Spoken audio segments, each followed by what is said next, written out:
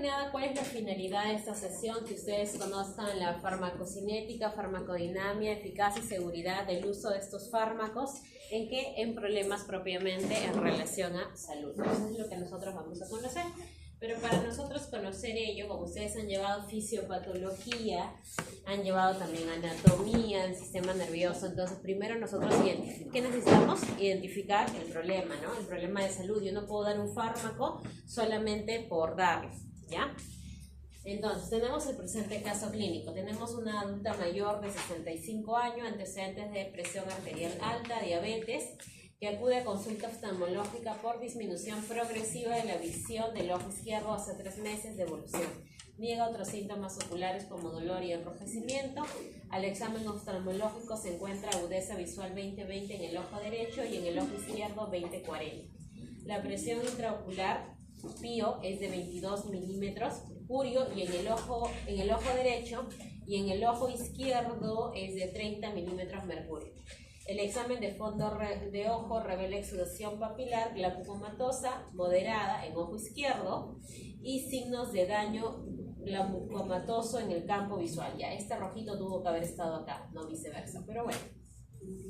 ¿Qué patología estamos hablando? Diabética, ¿y qué más? Glaucoma. Si bien es cierto y también válido lo que mencionas, hay un antecedente de hipertensión arterial y diabetes. La hipertensión arterial y diabetes son enfermedades crónicas no transmisibles y que te van a generar daño propiamente microvascular a nivel de lo que son los pequeños vasos. En este caso estamos hablando a nivel ocular.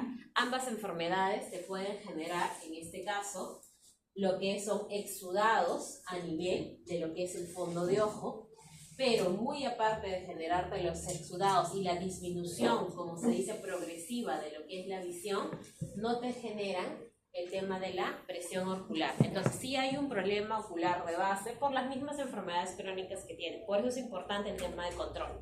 Si no se controla, mayor daño. Si se controla, enlentece el daño.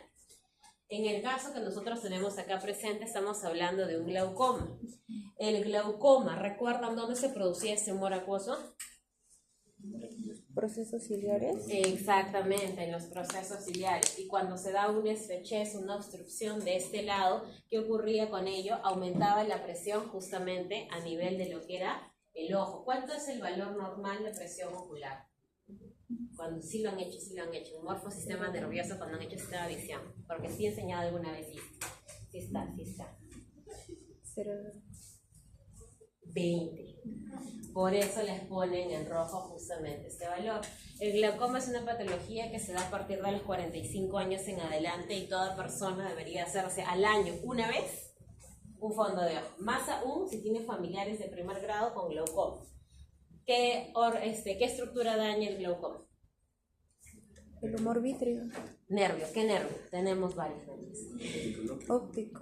El nervio óptico, exactamente. Daña el segundo par craneal. Si daña el segundo par craneal, que es el nervio óptico, y hablando acá netamente del nervio, porque recuerdan que el sistema de la visión partía propiamente desde el órgano ocular hasta lo que era el centro de asociación primaria a nivel occipital, donde se daba lo que es el proceso a nivel de integración de estas imágenes. Entonces, si hay un daño en el nervio óptico, este daño será reversible o irreversible. Irreversible, exactamente. Por eso es que mencioné acá signos de daño glaucomatoso en el campo visual de ese mismo ojo. O sea, ¿cuál es el ojo que está más dañado entre los dos? El ojo izquierdo. ¿Cuál es el punto de corte para hablar de una PIO elevada? 20. Por eso estamos indicando que en ambos ojos tiene glaucoma, pero ¿cuál es el detalle? ¿Dónde es mayor? En el izquierdo. ¿Dónde hay mayor daño? Probablemente estemos hablando de ceguera. Por eso es que a estos pacientes se les pide un examen de campimetría para ver de los 4 campos, en este caso, cuál es el que sí tienen conserva de visión y cuáles no. La pregunta es, ya sabemos ello, al mismo tiempo sabemos que hay 2 enfermedades crónicas que pueden favorecer este daño. ¿Qué hacemos? ¿Para qué nos ponen el caso clínico y qué tendría que ver lo que es la parte ocular con el sistema nervioso autónomo? Porque justamente de eso se trata, ¿no? ¿Por qué estamos viendo fármacos del sistema nervioso autónomo y por qué estamos viendo justamente el caso de glaucoma? ¿En qué se relacionaría? hay funciones que están relacionadas con simpático, parasimpático, por años. Bien, ya, bien. Estamos tratando de ordenarlo bien, como la miosis y midriasis, ya. Entonces, de esta manera, ¿qué haríamos? ¿Qué tendríamos que hacer nosotros con este paciente? Porque el tratamiento son gotas oculares. ¿Alguno ha revisado qué gotas oculares se utilizan en glaucoma? ¿Timolol? Sí, timolol. ¿Y a qué grupo farmacológico pertenece? Porque justamente hacemos más referencia de que esto pertenece al sistema nervioso autónomo. Por los beta. Si hablamos nosotros del tratamiento propiamente de glaucoma, son 3. Timolol, dorzolamida y latanoprost. Es el pack oficial que utilizan todos los oftalmólogos. Estabilizan al paciente, lo pasan al médico de familia para que les indiquen las gotas cada 12 horas y ya pasan una vez al año oftalmo, siempre y cuando estos valores, como se dice, se controlen. Muy aparte de eso viene el procedimiento también oftalmológico, que es la intervención quirúrgica, ¿no? Dependiendo del grado de la lesión, ellos ven si hacen la intervención o solo lo manejan con gotas. Todo va a depender propiamente de lo que es qué tan comprometido está a nivel de los campos visuales. Entonces, si estamos hablando de estas gotas, dorzolamida, latanoprost y timolol, una de estas gotas que nosotros vamos a mencionar, que es el timolol, ¿en qué receptores va a actuar? Beta. Exacto, en los receptores beta. Entonces, estos receptores beta, como se dice, van a tener relación con nuestro sistema nervioso autónomo. El sistema nervioso autónomo es un sistema que lo encontramos en qué áreas. Están varios resfriados. Lo encontramos en todo el cuerpo, porque hemos visto que el sistema nervioso autónomo, hemos visto esa clasificación que acabas de mencionar, se divide en simpático y parasimpático. ¿Y esto solamente es a nivel ocular para la miosis, para la midriasis? No, también tiene que ver a nivel cardíaco, tiene que ver a nivel propiamente digestivo. Entonces, el que abarque diferentes órganos quiere decir que estos receptores, ¿dónde van a estar? También en diferentes estructuras. ¿Eso qué quiere decir? ¿Que el timolol solamente va a afectar a los receptores beta oculares o no? No específico. El otro término que, viendo la introducción de este caso que nosotros vamos a hablar, es que vamos a hablar de los que van a ser específicos y los no específicos. Es por eso que en patologías propiamente pulmonares, especialmente como las de POC, en las que usamos bromuro, como se dice, de hipatropio, siempre catalogan el tema de evitar la interacción farmacológica con estas lágrimas que son el timolol. ¿Por qué? ¿Qué efecto me producirían a nivel propiamente pulmonar? Beta. ¿Qué ocurre con beta, pulmón y qué ocurre con beta en el corazón? Es como lo que es el salbutamol, solo que el salbutamol no pertenece exactamente a este grupo netamente farmacológico, que no solamente hace efecto pulmonar, sino también efecto cardíaco. Ajá. ¿Por qué? Porque por eso les decía, ¿no? Los receptores beta, ¿dónde los encontramos? Los encontramos en diferentes órganos. Entonces, si los encontramos en diferentes órganos, yo tengo que saber qué fármaco usar, porque de acuerdo a la selectividad voy a poder reducir mi campo, en este caso, de receptores a emplear. Mientras que si yo uso uno que es más general, voy a generar mayor acción en diferentes tipos y puedo generar los famosos efectos adversos, ¿ya? Dentro de este grupo también no específicos, ¿quién más está? El propano. El propano. Ahora, la pregunta es, ¿de qué manera una terapéutica farmacológica podría ayudar a la problemática de salud identificada? Claro que nos sirve, porque nosotros vamos a tener en este caso gotas oculares a emplear, y dentro de las gotas que nosotros vamos a emplear, vamos a emplear que es el timolol. Por lo tanto, este timolol sí va a afectar a receptores beta que tienen que actuar donde a nivel de igual forma sistema nervioso autónomo, y va a tener un resultado. ¿Cuál es la finalidad de estas gotas? Bajar la presión ocular. Bajar la presión ocular. Si yo mantengo presiones oculares en límite de 20 o menores, límite 20 o menores, voy a mantener ¿a quién? Al nervio óptico. Y si mantengo el nervio óptico, ¿qué hago? Conservo el campo de la visión. Entonces voy a mantener, como se dice, un buen, entre comillas, lo que es el tema de la visión en ese adulto mayor. Y si no lo controlo, ¿en qué va a terminar? En ceguera, una ceguera irreversible. Entonces vamos a desarrollar el tema, y para poder desarrollar el tema nosotros acá tenemos el siguiente gráfico, ¿no? Tenemos que el sistema nervioso autónomo se va a clasificar el parasimpático y simpático. Hay que tener en cuenta que el sistema tiene una clasificación que en este caso corresponde al sistema nervioso central, que está conformado por ¿quién? Encéfalo y la médula espinal. Y también tenemos nosotros el sistema nervioso periférico. ¿Y por quién estaba conformado el sistema nervioso periférico? Autónomo y somático. Bien, autónomo y somático. Autónomo, aquello que correspondería a la parte involuntaria. Exacto. Entonces, dentro de lo que es esta clasificación, parasimpático, ¿a qué referencia hace? Es la respuesta de peligro o reposo. Reposo. Es la respuesta de reposo, ¿no? Entonces es la respuesta en la cual, si hemos enfrentado un evento de acción, es la respuesta en la cual vamos a ver la recuperación, el reposo del organismo. Entonces aquí nosotros vamos a ver a qué, a la famosa miosis, la contracción, como se dice, de las pupilas, a nivel de igual manera de la salivación, estimular lo que es la salivación, contracción de lo que son las vías aéreas. Por eso les decía, el timolol, ¿qué efecto produciría en todo caso? Los beta-2. El timolol, en este caso, que es un receptor beta a nivel de lo que son las vías aéreas, si contrae las vías aéreas sería un efecto de Constricción. Exacto. Eso estamos hablando beta en general, porque hay que tener en cuenta que hay betas clasificados de acuerdo a sus unidades y eso también nos va a generar cierta diferencia. ¿Qué más tenemos? El tema de lo que son las pulsaciones cardíacas las va a disminuir, estimula la actividad digestiva, inhibe, ¿qué más en el hígado? Lo que es la liberación de glucosa, ¿ya? Estimula lo que es la vesícula biliar, los líquidos biliares o jugos biliares, como queramos denominarlo. Estimula la actividad intestinal, contracción de lo que es la vejiga, y a nivel propiamente de los órganos reproductores, lo que es la erección genital. En relación a lo que es el sistema simpático, vemos lo opuesto, ¿no? Todo lo que es la respuesta, en este caso, de acción, de urgencia.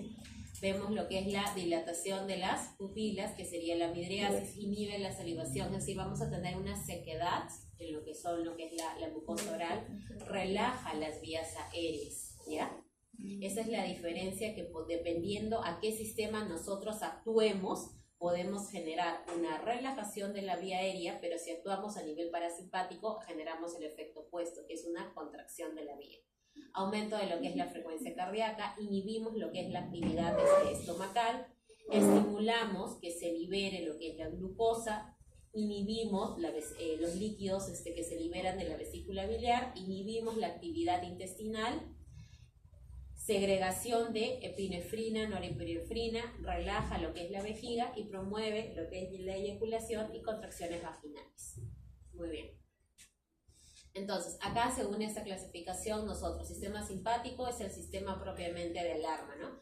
Aquel que te aumenta la frecuencia cardíaca, te enlentece la digestión, te eleva la cantidad de azúcar, dilata lo que son las arterias y nos pone alertas y listos propiamente, ¿no? Para movilizarnos.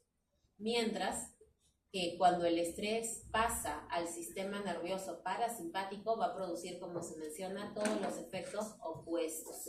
¿Por qué? Porque el sistema parasimpático se encarga de conservar la energía, de mantener esa energía. Entonces nosotros necesitamos bajar la frecuencia cardíaca, bajar el nivel de azúcar y de esa manera. Estos sistemas están en equilibrio, porque estos sistemas se mantienen activos en este momento en nuestro organismo, que ante cualquier señal propiamente de alerta comienzan a activarse. Entonces hay un orden entre ellos. Entonces casi tenemos el sistema nervioso central, cerebro, médula espinal, sistema nervioso periférico. Acá hace referencia a los nervios y estructuras sensoriales que van a partir ¿de quién? Del cerebro y lo que es la médula espinal. Acá está la clasificación en autónomo y somático. Somático es aquel control voluntario que se va a dar ¿en qué? En la musculatura esquelética, ¿ya? Musculatura esquelética. Mientras que el autónomo es aquel que se va a dar de manera involuntaria en órganos, glándulas, porque acá hablamos de glándulas salivales, glándulas sudoríparas, y de igual manera mucosas. Musculatura, ¿pero qué tipo de musculatura? lisa. Por eso es que estamos hablando a nivel digestivo. ¿Y qué otra musculatura más? Porque el corazón no es musculatura lisa. A las arterias. De las Los arterias. bronquios también tienen musculatura lisa, la vejiga también, pero el corazón, Las arterias. ya, pero el corazón también, ¿de qué tipo de músculos? Cardíaco. Entonces también el sistema nervioso autónomo abarca dos musculaturas, la musculatura cardíaca propiamente y lo que es mi musculatura lisa, porque yo no le digo a mi corazón que pare de latir, no le digo a mi corazón que cuando llene sus cavidades, sus ventrículos, sus aurículas, lo haga más rápido, más lento o haga una pausa para que puedan llenarse bien los ventrículos, no. Entonces vemos que son dos musculaturas que están afectadas por el sistema nervioso autónomo. Y acá está la definición: simpático, alerta, y parasimpático, reposo.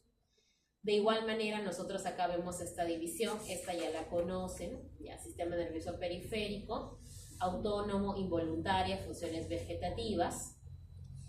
División en sistema nervioso simpático y parasimpático. También nosotros, ¿qué tenemos que evaluar de esta división del sistema nervioso simpático? Tenemos que evaluar dónde está localizado tóraco lumbar, de T1 a L2, y ¿dónde más? En los ganglios cervicales. ¿Dónde va a ser las zonas de sinapsis, o sea, de unión? A nivel pre va a ser lo que es la acetilcolina, y a nivel post va a ser la adrenalina. Ganglio en el cual van a actuar, el ganglio va a estar alejado del órgano efector, y vamos a emplear neurotransmisores en el simpático, sí. ¿Qué neurotransmisores actúan? Las catecolaminas. ¿Cuáles son esas dos catecolaminas que ustedes conocen? Adrenalina y norepinefrina. ¿Dónde se distribuyen? Amplia y de manera difusa, ¿ya? Y sus receptores acá están, alfa y beta, pero hablamos de qué, de subtipos, porque ahora vamos a ver la división, alfa 1, alfa 2, beta 1, beta 2. Sistema nervioso parasimpático, igual, ¿dónde se localiza? En región cráneo-sacra, sacra a nivel de S2, S4, y también nos pone, ¿qué son estos números? Son de los pares craneales, muy bien, tercero, séptimo, noveno y décimo. ¿El tercero de quién se encargaba?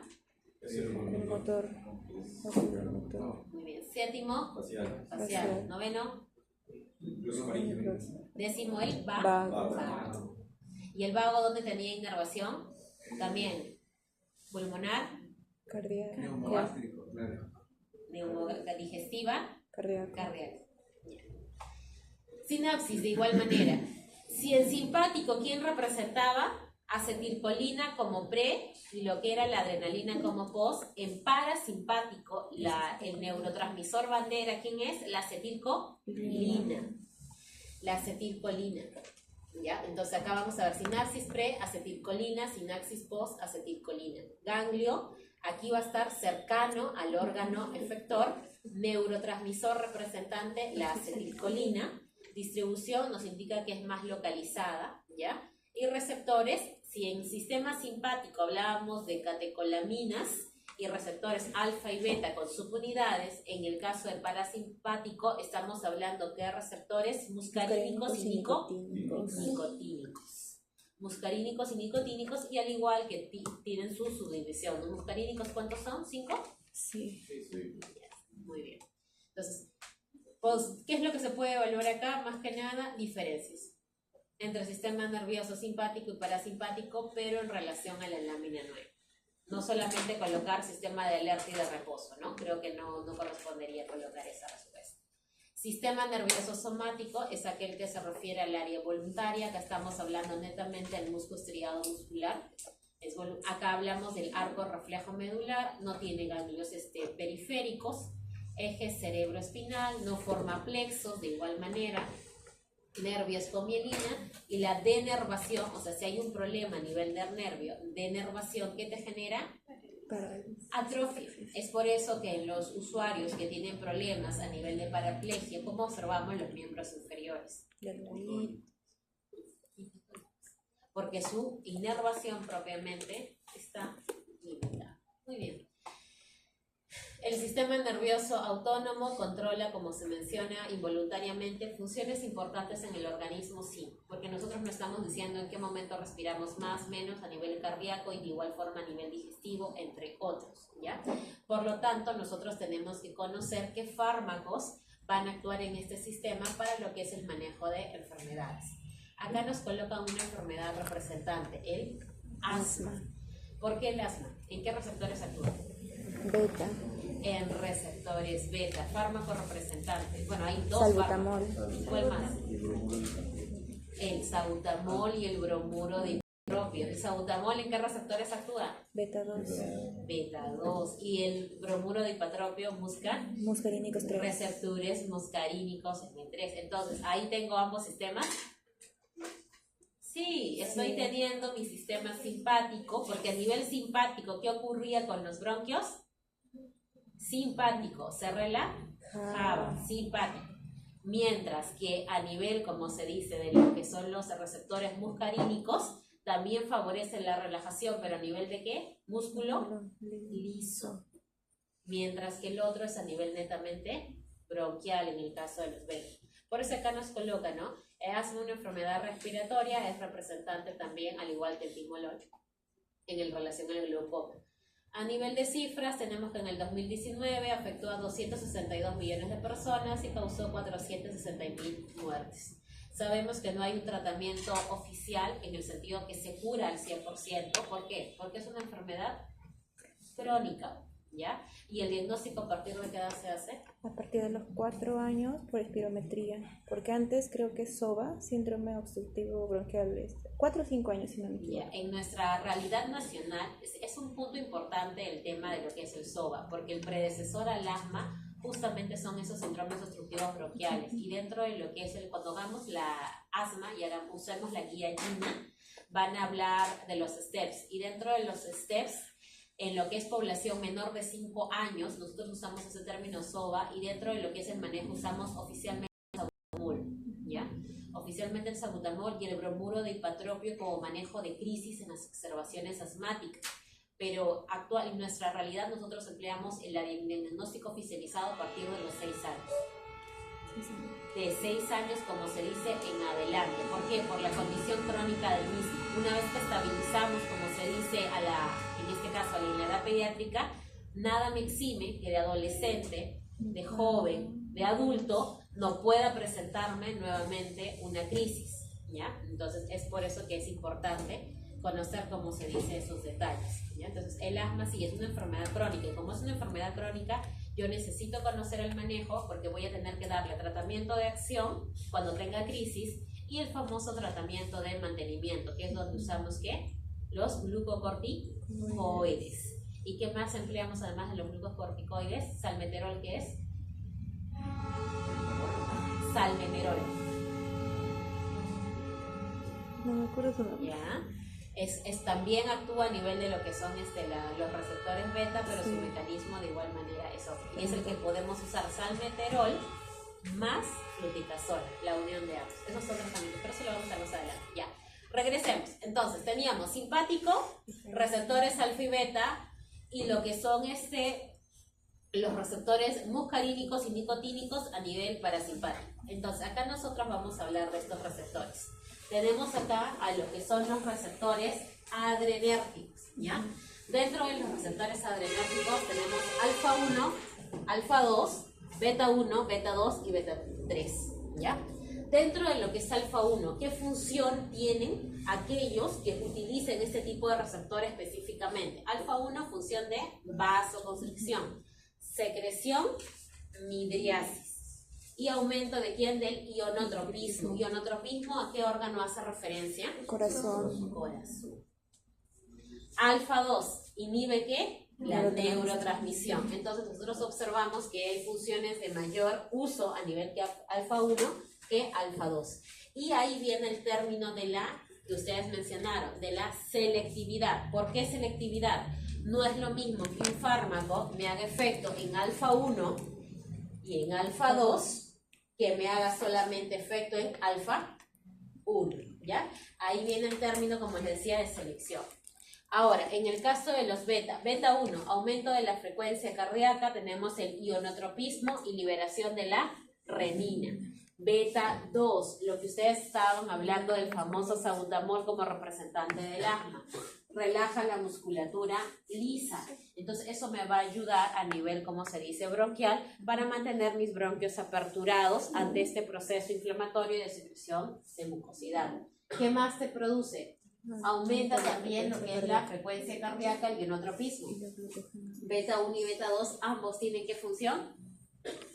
Cardíaca. Entonces el salbutamol, ¿qué ocurre cuando en la crisis asmática? ¿Qué es lo que nos dice el protocolo GINA en una crisis asmática? En una hora, ¿cuántos puffs de salbutamol tenemos que usar? Tenemos que usar de 2 a 3 puffs cada 20 minutos. Si yo le doy de 2 a 3 puffs cada 20 minutos en una hora, ya en una hora, ¿qué va a ocurrir? Muy aparte de que el músculo liso bronquial me lo va a ampliar y va a poder respirar mejor, ¿qué creen que pase a nivel cardíaco? ¿Va a haber efecto cardíaco? Sí. Taquicardia. ¿Y fuera contracción o era aumento de frecuencia? Te aumenta la frecuencia cardíaca los dos. Ajá. Ay. Por eso ahí viene el detalle con lo que es el salbutamol, si lo usamos, como se dice, en crisis asmática. Por eso, ¿qué debemos informar, en este caso, a los familiares o tutores del menor cuando usemos el salbutamol en esos ciclos? Exacto. Puede, señora o señor, que se agite o no su menor, es parte normal del proceso, ¿ya? Porque si no le mencionamos ello, se van a alarmar. Y además, porque si solamente colocando nada más la mano en el pecho de ese niño, ustedes mismos lo van a evidenciar cuando hagan sus rotaciones en pediatría y lo utilicen, sí, se siente literalmente latido. ¿Ya? Entonces, por el mismo, utilizas de 2 a 3 puffs cada 20 minutos. O sea, si estamos hablando 20 minutos en 60 minutos, ¿cuántos ciclos tendríamos que hacer? 3 ciclos.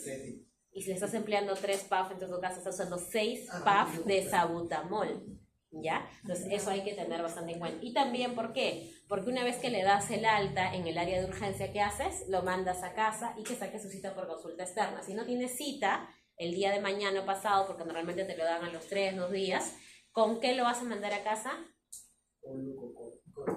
Aparte del corticoides, lo damos vía oral, porque demora. El salbutamol. Hasta que lo vean, como se dice, nuevamente por consulta, y ahí le instalemos, como se menciona, lo que es su glucocorticoide más lo que es el sameterol, ¿ya? Pero ¿por qué todavía hay que esperar? Porque si te ha hecho crisis asmática se ha cerrado, pueden las horas volver, como se dice, a cerrar. Entonces hay que mantenerle este salbutamol que te actúa en beta 2. ¿Y cómo lo vas a mandar a la casa? ¿También lo vas a mandar que en una hora lo vuelva a hacer cada 20 minutos? No, porque eso se hace bajo supervisión.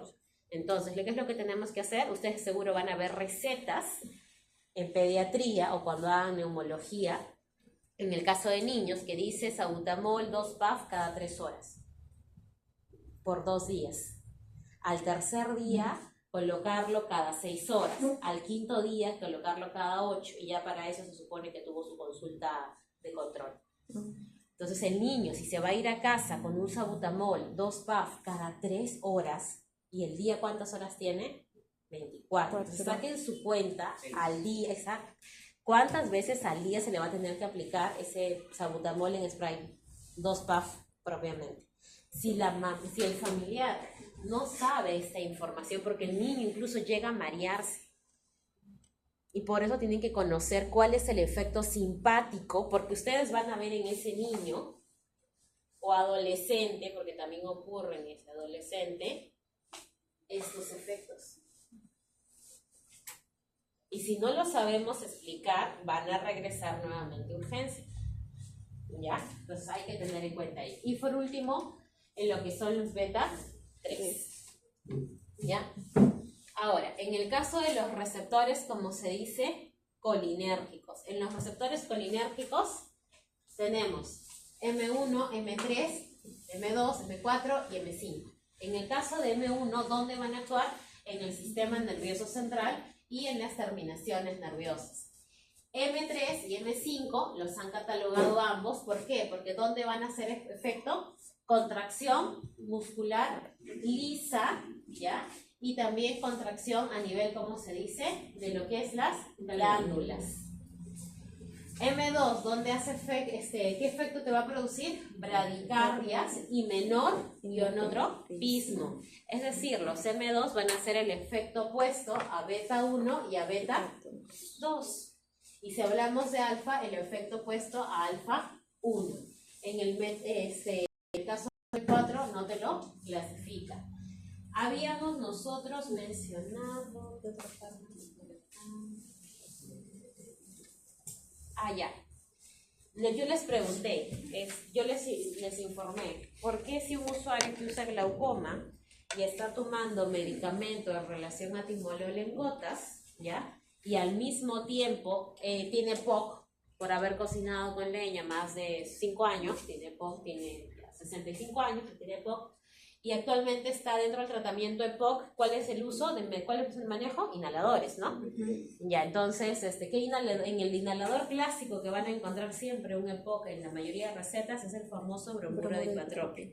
Entonces yo les hice un comentario hace un momento, ¿no? ¿Por qué si mi usuario está con bromuro de ipatropio, yo tendría que hacer una nueva interconsulta a oftalmología, ¿ya? Para lo que es ver la continuidad o no del timolol? ¿Por qué? Les hago esa consulta porque nosotros en el policlínico, antes de trabajar en salud mental, trabajábamos en Cailín. Y Cailín y Barto son instituciones que se basan mucho por un tema de seguridad de paciente en protocolos. En ese sentido sí son bastante parametrados. Si la patología es fiebre, se da A, B y C. Si no mejora con eso, se tiene que derivar, por decirlo así. Entonces nos llegó justamente esa indicación, ¿no? Que usuarios con EPOC que estén usando bromuro de ipatropio y sean portadores, o sea, tengan glaucoma en uso de timolol, se les haga la interconsulta a oftalmología para evaluación. ¿Por qué? En base a esta, ahí la respuesta está en la lámina.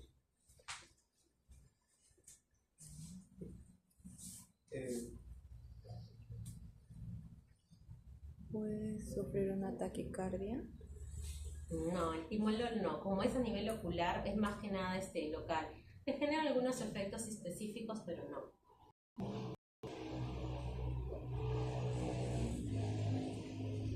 ¿De qué forma, como se dice, qué efecto creen que haría, qué interacción? Porque ahí más que nada el motivo fue por un tema de interacción farmacológica.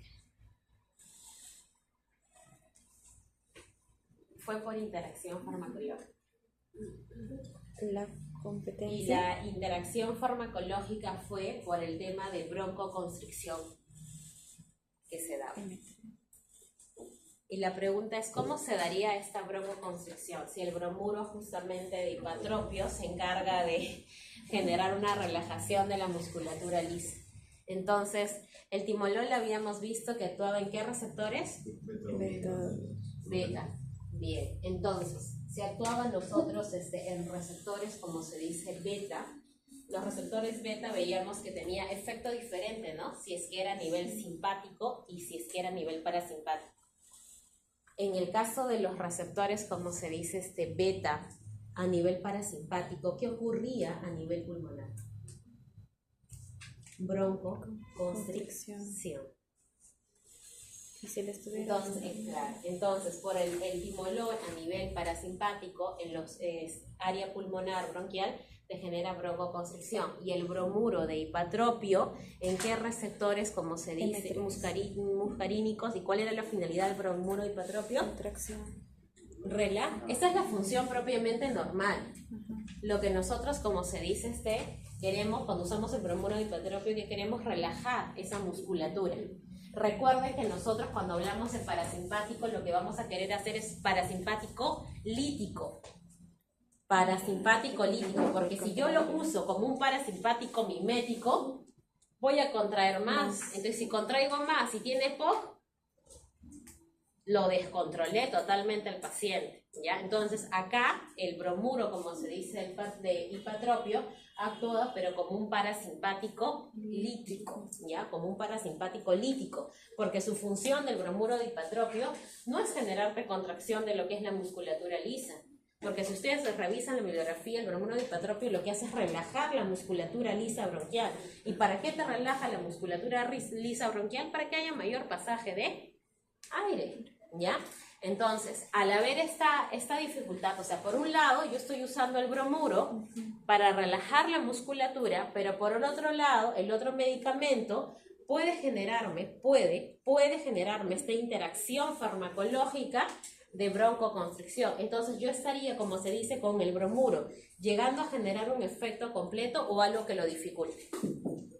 Si bien es cierto, aún no hemos hecho esa clase en práctica en aula porque está pendiente la deuda, pero ahí nosotros generaríamos, como se dice, una interacción, porque por un lado quiero relajar y otro medicamento está contrayendo. Entonces no podría tener el efecto pleno e independiente de ambos fármacos.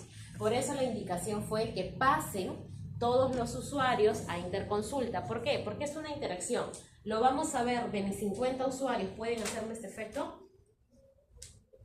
No necesariamente todos. No necesariamente todos. ¿Y cómo puedo saberlo? Preguntando al usuario: señor, usted usa poco, ¿hace cuánto tiempo está con su bromuro de hipatropio? ¿Hace cuánto tiempo está con glaucoma y con el timolol? ¿En algún momento ha sentido que se le cierra el pecho? ¿En algún momento ha tenido falta de aire, se agita, le silba? No, todo tranquilo, todo bien. Ya, perfecto. Pero también preguntarse si no ha habido factores desencadenantes, ¿no? Porque si, por ejemplo, está fumando o está haciendo otros quehaceres, no va a ser por el timolol, va a ser porque está propiamente incumpliendo con las medidas. Entonces eso también hay que tenerlo en cuenta. Y si el usuario, por ejemplo, sí te responde: no, pero señorita, doctor, doctora, desde que me han dado las gotas he notado que se me cierra un poco más el pecho. Entonces ahí lo que hacen es el cambio. ¿Por quién lo cambian? Por doxolamida, ¿ya? Entonces no es en todos los usuarios, pero sí se dio justamente ese detalle porque se observó, como se menciona, ese tema de eventos. Por eso es importante conocer qué función van a tener en cada uno. Muy bien, entonces acá nosotros de esta lámina lo importante es conocer el tema de receptores. Y ya les di una introducción a lo que es el término lítico y a lo que es el otro término que ustedes van a ver, que es el mimético. En este caso, ¿ustedes a qué creen que se refiere el mimético? Igual acción al que se está dando. Exactamente, por lo tanto va a potenciar. Sí. Por ejemplo, el sabutamol, si nosotros estábamos hablando, habíamos dicho que se encarga de relajar la musculatura lisa, o sea, va a cumplir la función del beta. ¿No es así? Entonces, ¿qué sería? ¿Un simpático mimético o un simpático lítico? Mimético. Porque está haciendo lo mismo. Está relajando. Lo único que va a hacer es potenciar esa relajación, nada más. Ya, entonces muy bien.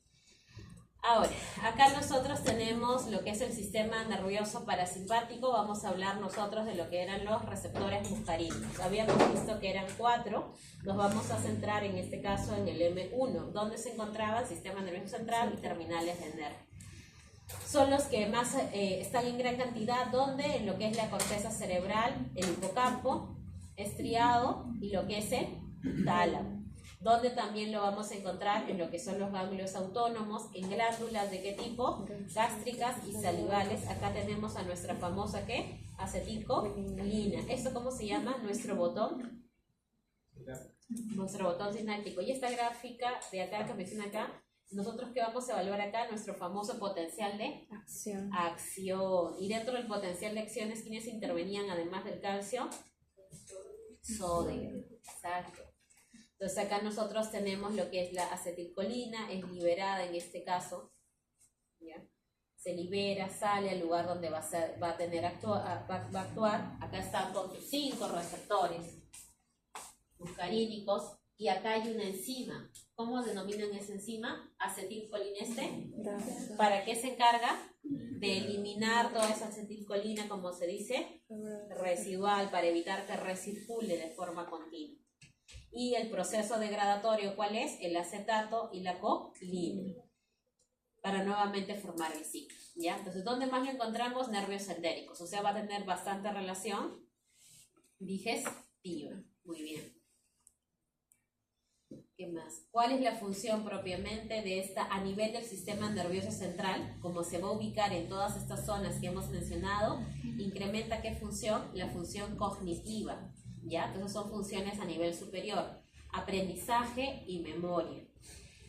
Como va a actuar también a nivel de lo que es estriado, tálamo, hipocampo, también qué otro tipo de función va a tener, aumento de lo que es la actividad compulsiva, reduce la liberación de dopamina y en la locomoción, ¿ya? Incrementa la despolarización de los ganglios autónomos e incrementa lo que son la producción de secreciones. ¿Okay? M2.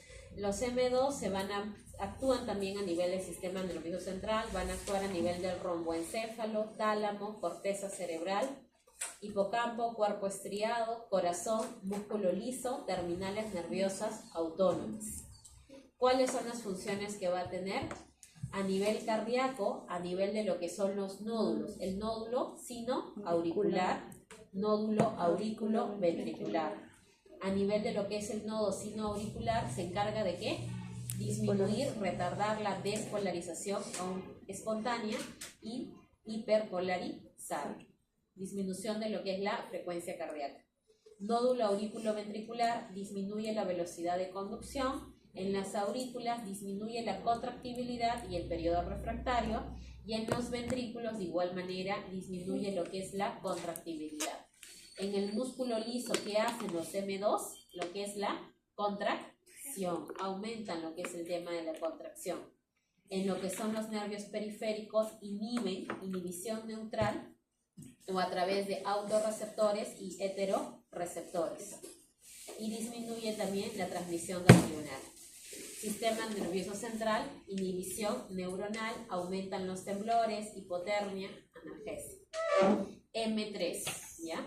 Los M3 se ubican de igual manera en el sistema nervioso central, corteza cerebral, hipocampo, pero no solamente en el sistema nervioso, sino también a nivel muscular liso, glándulas y lo que es corazón. ¿Qué tipo de efecto a nivel musculatura lisa? Te aumenta lo que es la contracción, específicamente ¿dónde? En lo que es la vejiga. A nivel, como se dice, lo que son las glándulas, aumenta de igual forma lo que es la secreción, predomina lo que es el tema de secreciones. Incrementa la ingesta de alimento, el peso corporal, los depósitos en grasa, ¿ya? Inhibe lo que es la liberación de dopamina y síntesis de noradrenalina. Muy bien. M4, donde se ubica el sistema nervioso central, especialmente en el cerebro anterior, también en lo que es la zona de cuerpo estriado, corteza cerebral e hipocampo. ¿Qué tipo de función va a tener? Inhibición mediada por lo que son los auto y heteroreceptores que actúan, que tienen que ver con ¿qué? Con la liberación de la transmisión de sistema nervioso central y periférico. Entonces va a ser un mediador. Es un mediador entre el sistema nervioso central y periferia y va a actuar a nivel tanto de autorreceptor y heteroreceptor, diferentes receptores. Inhibe este proceso. Función de qué tipo también el M4, analgesia y facilitador de la liberación de dopamina. M5, donde lo ubicamos, sustancia negra, tiene bajo nivel de expresión en el sistema nervioso central y en la periferia. Y en este caso, los receptores de acetilcolina predominan ¿dónde más? A nivel de lo que son las neuronas, ¿ya? A nivel neuronal.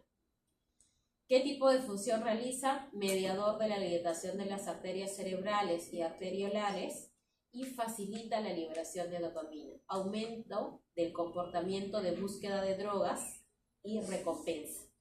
En este caso, opiáceos y cocaína. Por lo tanto, va a poder ser empleado como manejo, en este caso, de drogas y recompensa, ¿o no? Sí. Aumento del comportamiento de búsqueda de drogas y recompensa. Si te produce un aumento, lo que tendríamos que usarlos para que nos produzca un efecto opuesto, un efecto lítico. No para que nos genere el mismo efecto, porque va a generar que el paciente que esté en síndrome de abstinencia, que está ansioso, nervioso, irritable, mantenga más esta conducta, porque justamente nos menciona que lo que está generando es el aumento de este comportamiento, ¿no? Especialmente en aquellos consumidores de opiáceos y cocaína.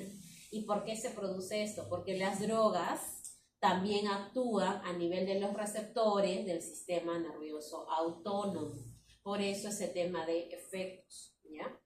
Muy bien. Ahora tenemos a los receptores adrenérgicos, sistema nervioso simpático.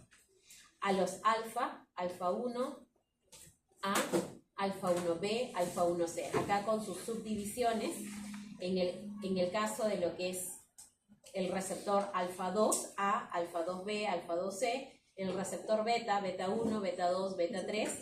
¿Qué tipo de proteínas también emplean estos receptores alfa? Porque estos receptores no van a estar, por decirlo así, solos, van a emplear proteínas G.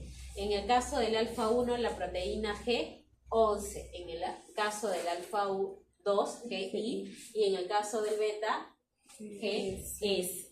¿Ya? Y de igual manera vamos a tener efectos en relación a estos receptores. ¿Estos receptores con qué neurotransmisor actúan? Porque hemos visto que los muscarínicos, que eran 5, actuaban a nivel de qué neurotransmisor, acetilcolina, mientras que estos van a actuar a epinefrina y norepinefrina. Dentro de los fármacos. Acá de igual forma, así como en la otra tabla, acá les define el tipo de receptor, pero acá les va a hablar acerca del tipo de receptor sobre subunidad, por ejemplo, alfa 1A, alfa 1B, alfa 2A, alfa 2B, alfa 2C, y lo que es la función que van a realizar y el órgano en el cual lo van a encontrar. Lo van a leer, pero nos vamos a centrar en lo que son los medicamentos. Acá beta 1 de igual manera, acá está con la proteína G que actúa, en qué órganos va a estar, corazón, riñón, adipocitos, músculo esquelético, núcleo olfatorio, núcleos cerebrales. Beta 2, aquí está.